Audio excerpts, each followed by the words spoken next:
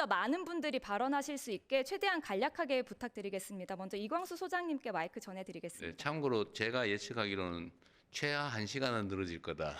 그렇게 생각하고 있으니까 너무 조급해하지 마십시오. 네. 예, 계속 손을 들었기 때문에 공정하지 않다고 생각은 안 합니다. 예. 안녕하세요. 광순의 복덕방 이광수라고 합니다. 저는 간단하게만 제안을 말씀드릴 거고요. 정책은 그 효율적이어야 되고 그리고 공정해야 됩니다. 그리고 또 하나가 더해줬으면 좋겠는데 과거에 없던 새로운 정책이어야 정부의 의지대로 부동산 시장을 이끌 수 있습니다. 그런 측면에서 어떤 정책을 논의할 때 이게 과거에 없던 건가를 계속 고민해야 됩니다. 그런 차원에서 제가 4가지 정도를 제안 드리고 싶습니다. 첫 번째는 대출 구조 조정을 해야 됩니다. 지금 대출 규제가 이루어지면 전부 다 신규 대출자에 대해서만 규제하거든요. 예를 들어서 LTV, DTI, DSR 모두 다입니다. 그런데 기 대출자에 대해서도 똑같이 적용돼야 됩니다. 그게 공정한 거죠. 왜 무주택자나 아니면 청년들만 규제를 받느냐 이거죠. 기존에는 대출 많이 받아서 집 산 사람들은 집값이 엄청나게 올라 있는데 그 사람들에 대한 대출 규제는 없습니다. 그래서 그런 공정한 대출 구조조정이 이루어진다고 보고 있고요. 두 번째는 저희가 양도세 감면을 해주는데 1가구 1주택자에 대해서 생애 1회로 제한해야 됩니다. 누구는 이사를 엄청나게 다니면서 그 비과세를 계속 받고 있어요.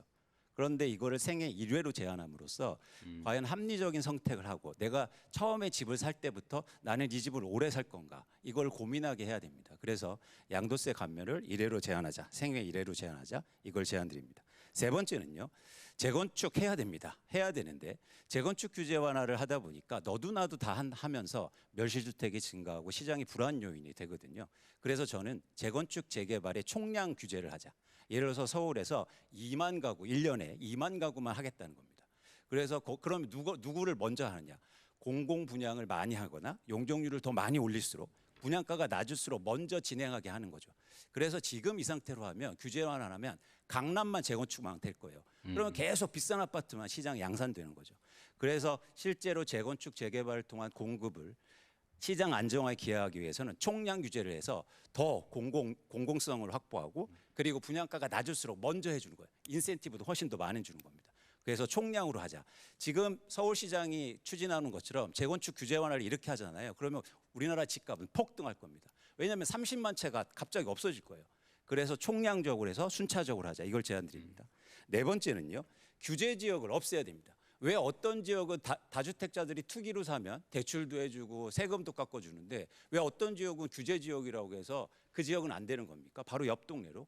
그래서 아예 규제 지역을 없애고 전체 지역에서 예를 들어서 투기로 살 때는 똑같이 규제를 받는 거죠. 이 문제가 왜냐면 갑자기 동탄 지역에 집값 오른다고 가만히 있다가 규제로 하니까 시장이 변하거든요. 그래서 아예 규제 지역을 철폐하고 모든 대한민국의 어떤 땅이라도 투자로 살 때, 투기로 살 때는 규제를 해야 됩니다. 이것처럼 규제 지역을 아예 없애고 전체적으로 이게 바로 공정한 거죠. 왜 옆 동네에는 규제했다고 그래서 나는 못 사고 그 시차에 따라서 더 달라지거든요. 그래서 다시 한 번 말씀드리지만 이재명 정부의 부동산 정책은 합리적이어야 되고 그리고 공정해야 됩니다. 특히 공정성에 더 관심을 두고 정책이 설계됐으면 좋겠다는 말씀을 드립니다. 아주 재밌네요. 이게 뭐 100% 진리라고 하기는 어렵을지 몰라도 어쨌든 발상이나 이런 거 아주 새로운데 대출 구조 조정에 예를 들면 기대출자에 대해서도 예를 들면 만기가 되면 다 상환하고 새로운 조건에 맞춘다고 하는 건 시행하고 있죠. 네네. 그 제가 전에 SNS에 한번 얘기를 해서 뭐 똑같은 문제의식을 가지고 있었는데 그게 광범위하게 전면적으로 되고 있는지는 잘 모르겠는데 한번 정리 한번 해보시고요. 네. 맞는 말씀이신 것 같아요. 지금 사실 청년 세대들이 갖는 어려움도 부모 세대, 기성 세대들은 이미 다 성장의 그 기회, 과실을 다 누렸는데 지금 새로 진입하려니까 너무 어려운 거잖아요. 이제 그거 다 기득권화된 거죠, 기성 세대. 그 문제는 또 일리는 지적받고 양도세나 이거를 생애 1회로 할지는 모르겠는데 기회를 무한대로 하게 하는 것은 사실 좀 문제가 있어 보이긴 하네요. 매우 일리 있는 지적인데 횟수를 제한하든지 아니면 뭐 첫 번째는 많이 해주고 두 번째는 좀 덜 해주고 세 번째는 아주 그거 좋은 생각인 것 같습니다. 한번 고민해 보시면 될 것 같아요. 좋은 생각 같아요. 저는 이거 너무 많이 이제 활용하거나 총액으로 제한할 수도 있고요. 예를 들면 총액으로 여러 차례 이 고가 주택을 사고 팔고 해서 하는 경우에 똑같이 해줘야 되냐? 그 일리 있는 지적 같습니다. 그 외에도 이런 구체적 타당성 있게 하자는 말씀이신 것 같은데, 어쨌든 정책 당국자들이 좀 어렵긴 하겠지만 이렇게 좀 핀셋형으로 정확하게 구멍이 없게 하는 것도 중요하고, 또 이걸 활용해서 부당하게 이익을 얻는 틈새가 생기지 않게 하는 것도 중요한데, 이러려면 일을 좀 많이 해야 됩니다. 예, 그렇게 하겠습니다. 또 다른 분 의견 들어보시죠. 네, 의견 듣겠습니다.